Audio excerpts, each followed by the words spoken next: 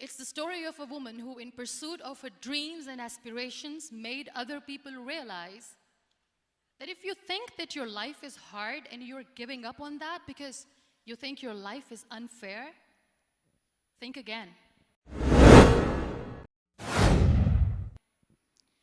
Because when you think that way, you are being unfair to your own self.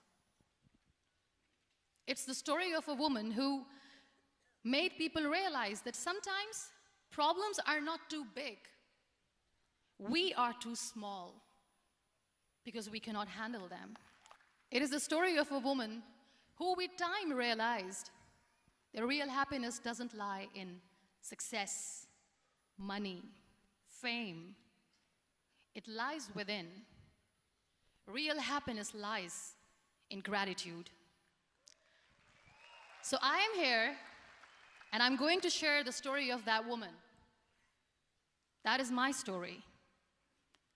The story of gratitude. They call it adversity, I call it opportunity. They call it weakness, I call it strength. They call me disabled, I call myself differently abled. They see my disability, I see my ability. There are some incidents that happen in your life, and those incidents are so strong that they change your DNA. Those incidents or accidents are so strong that they break you physically. They deform your body, but they transform your soul. Those incidents break you, deform you, but they mold you into the best version of you. And the same thing happened to me. And I'm going to share what exactly happened to me. I was 18 years old when I got married. I belonged to a very conservative family, a Baloch family, where good daughters never say no to their parents. My father wanted me to get married, and all I said was, if that makes you happy, I'll say yes. And of course, it was never a happy marriage. Just about after 2 years of getting married, about 9 years ago, I met a car accident.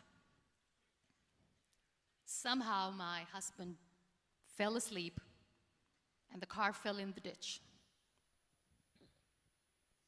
He managed to jump out, saved himself. I'm happy for him. But I stayed inside the car and I sustained a lot of injuries. The list is a bit long. Don't get scared. I'm perfectly fine now. Radius ulna of my right arm were fractured. The wrist was fractured. Shoulder bone and collarbone were fractured. My whole rib cage got fractured. And because of the rib cage injury, lungs and liver were badly injured. I couldn't breathe. I lost urinary bowel control. That's why I have to wear the bag wherever I go. But that injury that changed me and my life completely as a person and my perception towards living my life was the spine injury. 3 vertebrae of my backbone were completely crushed, and I got paralyzed for the rest of my life. So this accident took place in a far-flung area in the outskirts of a very small province, Balochistan, where there was no first aid, no hospital, no ambulance. I was in the middle of nowhere in that toppled car. Many people came to rescue. They gave me CPR. They dragged me out of the car. And while they were dragging me out, I got the complete transection of my spinal cord. And now there was this debate going on. Should we keep it here? She's going to die. Where should we go? There is no ambulance. There was this 4-wheeler Jeep standing in the corner of the street. They said, put her in the back of the Jeep and take her to the hospital, which is 3 hours away from this place. And I still remember that bumpy ride. I was all broken. They threw me at the back of the Jeep and they rushed me to the hospital. That is where I realized that my half body was fractured and half was paralyzed. I finally ended up in a hospital where I stayed for 2.5 months.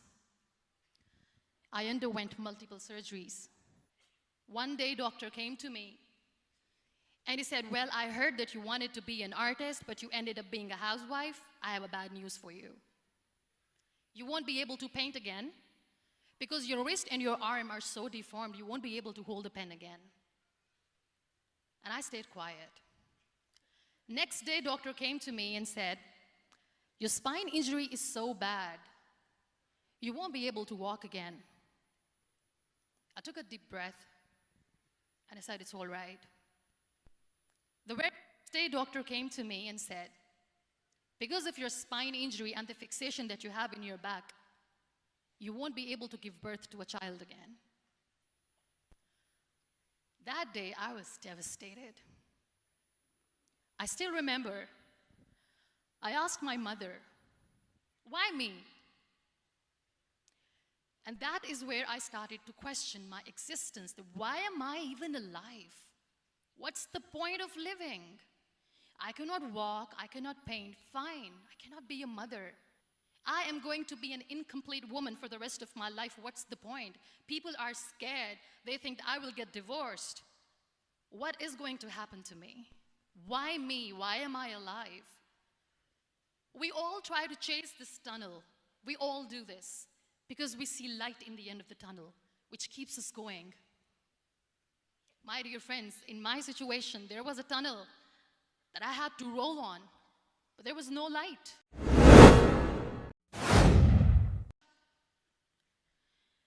And that is where I realized that the words have the power to heal the soul. My mother said to me, this too shall pass. God has a greater plan for you. I don't know what it is, but He surely has. I was trying to put that smile on my face all the time, was hiding. It was so hard to hide the pain, which was there. But all I knew was that if I will give up, my mother and my brothers will give up too. I cannot see them crying with me. So what kept me going was, one day I asked my brothers, I know I have a deformed hand, but I'm tired of looking at these white walls in the hospital and wearing these white scrubs. I'm getting tired of this. I want to add more colors to my life. I want to do something. Bring me some colors. Bring me some small canvas. I want to paint. So the very first painting I made was on my deathbed. It was not just an art piece or just my passion. It was my therapy. What an amazing therapy it was. Without uttering a single word, I could paint my heart out. I could share my story. People used to come and say, what lovely painting, so much color. Nobody could see the grief in it. Only I could. So that's how I spent 2.5 months in my hospital, crying, never complaining or whining, but painting. And then I was discharged, and I went back home. And I went back home, and I realized that I have developed a lot of pressure ulcers on my back and on my hip bone. I was unable to sit. There were a lot of infections in my body, a lot of allergies. So doctors wanted me to lie down on the bed straight for not 6 months, for not 1 year, for 2 years. I was bedridden, confined in that one room, looking outside the window, listening to the birds chirping, and thinking maybe there will be a time when we'll be going out with the family and enjoying the nature. That was the time where I realized how lucky people are, but they don't realize. That is the time where I realized that the day I'm going to sit, I'm going to share this pain with everyone to make them realize how blessed they are, and they don't even consider them lucky. There are always turning points in your life. There was a rebirth day that I celebrated. After 2 years and 2.5 months, when I was able to sit on a wheelchair, that was the day when I had the rebirth. I was a completely different person. I still remember the day I sat on the wheelchair for the first time, knowing that I'm never going to leave this, knowing that I won't be able to walk for the rest of my life. I saw myself in the mirror and I talked to myself.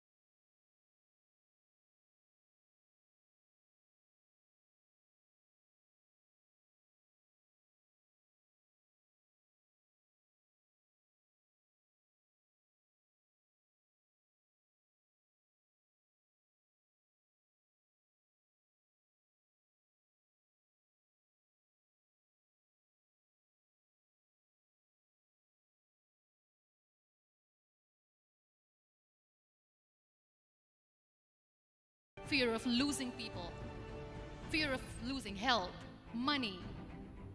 We want to excel in career, we want to become famous, we want to get money. We are scared all the time. So I wrote down one by one all those fears, and I decided that I'm going to overcome these fears one at a time. You know what was my biggest fear? It was facing people. I used to hide myself from people. When I was on bed for 2 years, I used to keep the door closed. I used to pretend that I'm not going to meet anyone, tell them that I'm sleeping. You know why? Because I couldn't stand that sympathy that they had for me. They used to treat me like a patient.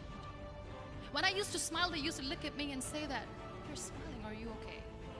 I was tired of this question being asked, "Are you sick?" And I said, well, besides the spinal cord injury, I'm fine, I guess. So I used to hide myself from people, knowing that, oh my God, I'm not going to see that sympathy in their eyes. It's all right. And today I'm here speaking to all these amazing people because I have overcome the fear.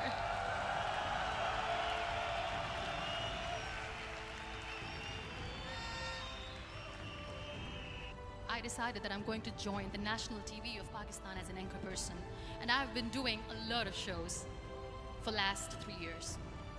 So when you accept yourself the way you are, the world recognizes you. It all starts from within. You all are thriving in your careers. You have bigger dreams and aspirations in life. Always remember one thing. On the road to success, there is always we, not me. Do not think that you alone can achieve things. No. There is always another person who is standing behind you, maybe not coming on the forefront, but behind you, praying for you and supporting you. Never lose that person. Never.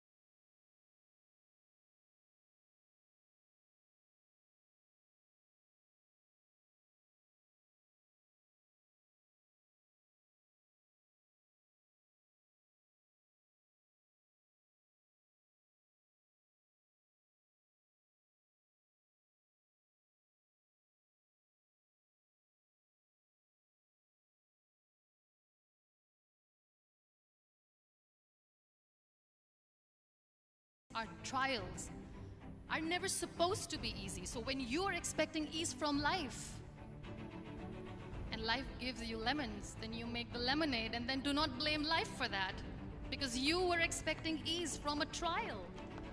Trials make you a stronger, better person.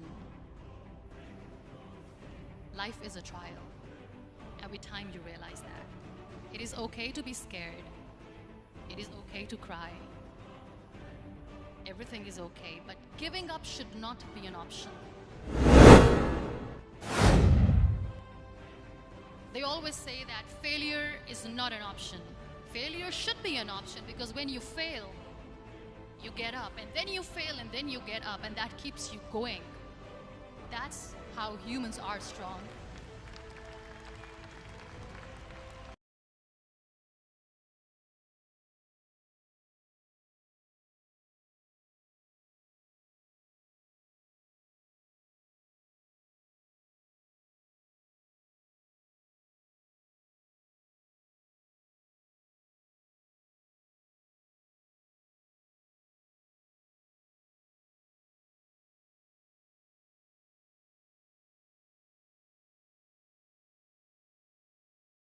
We all are perfectly imperfect, and that is perfectly all right. That's all right.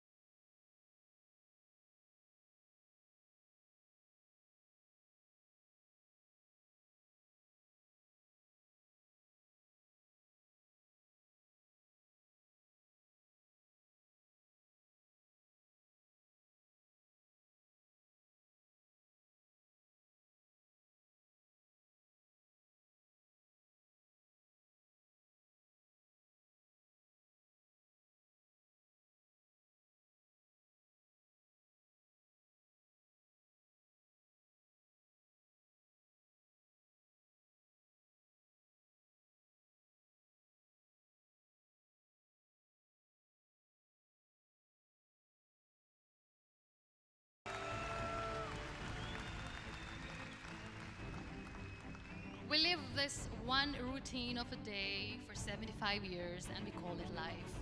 No, that's not life. If you're still thinking why you have been sent here, if you're still juggling with the concept of why you are here, you haven't lived yet. You work hard, you make money, you do it for yourself. That's not life.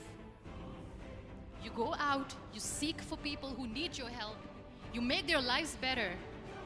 You become that sponge which can absorb all the negativity, and you become that person who can emit beautiful, positive vibes. And when you realize that you have changed someone's life, and because of you, this person didn't give up, that is the day when you live. Always.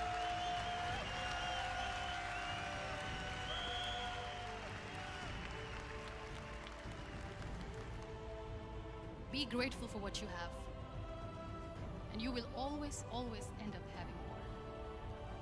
But if you'll cry and if you'll crib for the little things that you don't have or the things that you've lost, you will never ever have enough. Sometimes we are too busy thinking about the things that we don't have that we forget to cherish the blessings that we have. Live your life fully. Accept yourself the way you are. Be kind to yourself. Be kind to yourself. I'll repeat, be kind to yourself, and only then you can be kind to others. Love yourself and spread that love. Life will be hard. There will be turmoils. There will be trials, but that will only make you stronger. Never give up. The real happiness, gratitude. So be grateful, be alive, and live every moment. Thank you so much, everyone. Thank you. We Malaysia. Munibah Mzazai.